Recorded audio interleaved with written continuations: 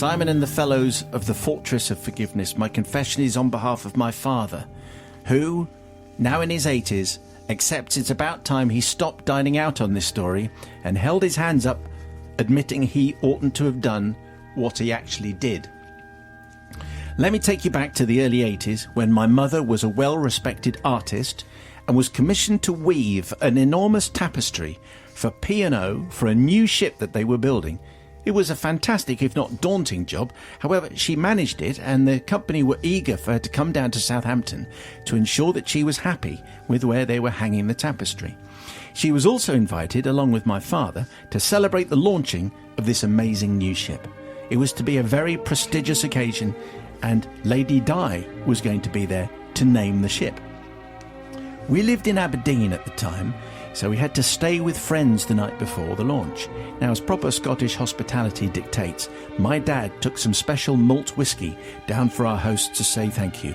There are lots of confessions which all have this line in it, that we were going to celebrate, or we had a special bottle for this particular evening. But anyway, just to say thank you, but also to toast Mum's success. And I believe they had a very, very good night. The next day dawned and Mum and Dad headed off to the launching of the new ship. Dad, unsurprisingly, had a rather sore head, and Mum also was struggling. They met all the dignitaries, they had a lovely meal on board, followed by some excellent brandy, which Dad said really helped his head. Does that actually work? Yes. That speaks the voice of experience. So if you've had a lot of whiskey the night before, if you have a brandy the next day, that's a good thing. I'll try tonight. Oh, okay, all right. Now, my mum was never a great fan of parties, so as soon as it was over, asked my dad if they could please go.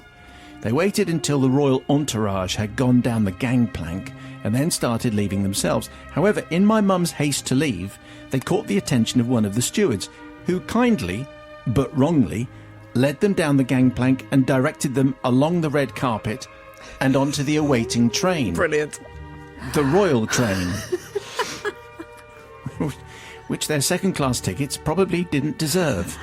Anyway, they instantly realised their mistake, but couldn't go back as the cheering crowds and the police were keen for them to climb on board.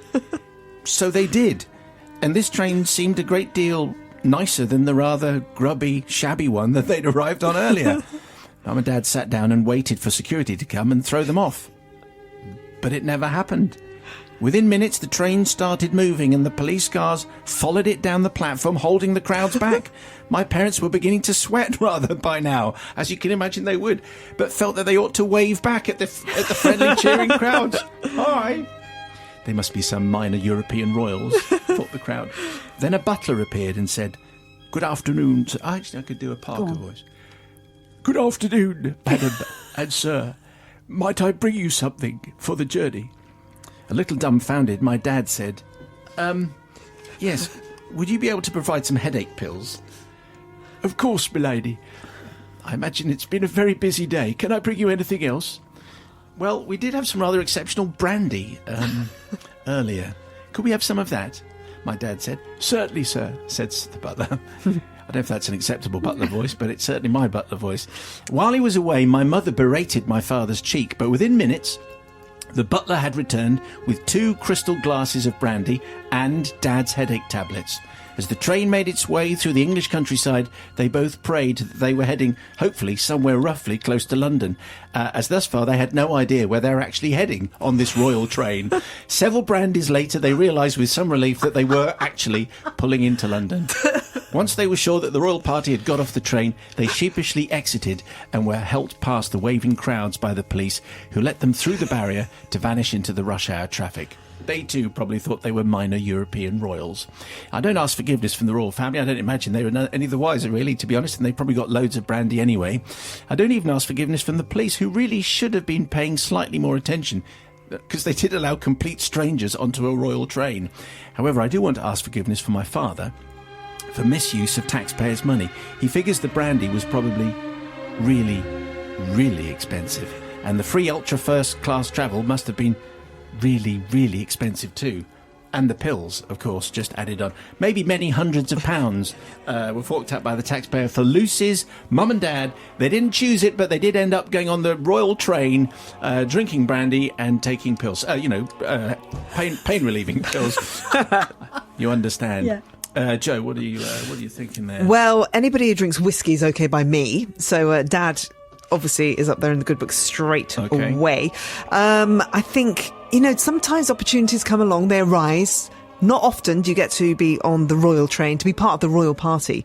And I think it's not often you get to actually impersonate a royal. So I'm thinking, really, there is nothing to forgive. If you are given an opportunity like this, then seize it. And, if you're head's hurting, obviously you need some headache pills as well.